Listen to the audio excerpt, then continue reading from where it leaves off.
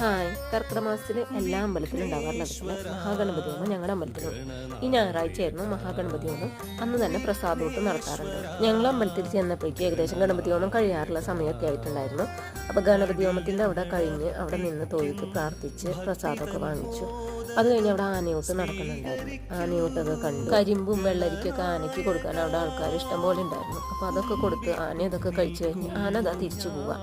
ആന തിരിച്ചു പോയി കഴിഞ്ഞ് ഞങ്ങളും അവിടെ പ്രസാദത്തിനുള്ള വരിയിൽ നിന്നു. നല്ല അവലും മലരും ശർക്കരയും മുന്തിരിയൊക്കെ ഇട്ട് നാളികേരൊക്കെ ഇട്ടുള്ള നല്ല പ്രസാദമായിരുന്നു. അത് കഴിച്ച് കഴിഞ്ഞ് ഞങ്ങൾ തിരിച്ചു പോയി. പിന്നെ പ്രസാദൂട്ടിനാണ് വന്നത്. ഞങ്ങളൊരു 12 മണിയാകുമ്പോഴേക്കും വന്നപ്പോഴേക്കും നല്ല തിരക്കുണ്ടായിരുന്നു. എന്നാലും വരി വേഗം നീങ്ങുന്നുണ്ടായിരുന്നു. കുറേ സ്ഥലത്ത് ഊണിനുള്ള ചെയറിട്ടിട്ടുണ്ടായിരുന്നു. അത് കഴിഞ്ഞ് ഞങ്ങൾക്ക് ഇല കിട്ടി. അപ്പോൾ ചോറ്, സാമ്പാർ, അവിയൽ, കാളനൊക്കെ ആയിട്ട് നല്ല സദ്യ തന്നെയായിരുന്നു. പായസം ഉണ്ടായിരുന്നു, അരിപ്പായസമായിരുന്നു, നല്ല ടേസ്റ്റുള്ള പായസം. അതും കുടിച്ച് വയറും മനസ്സും നിറഞ്ഞ് ഞങ്ങൾ തിരിച്ചു പോയി.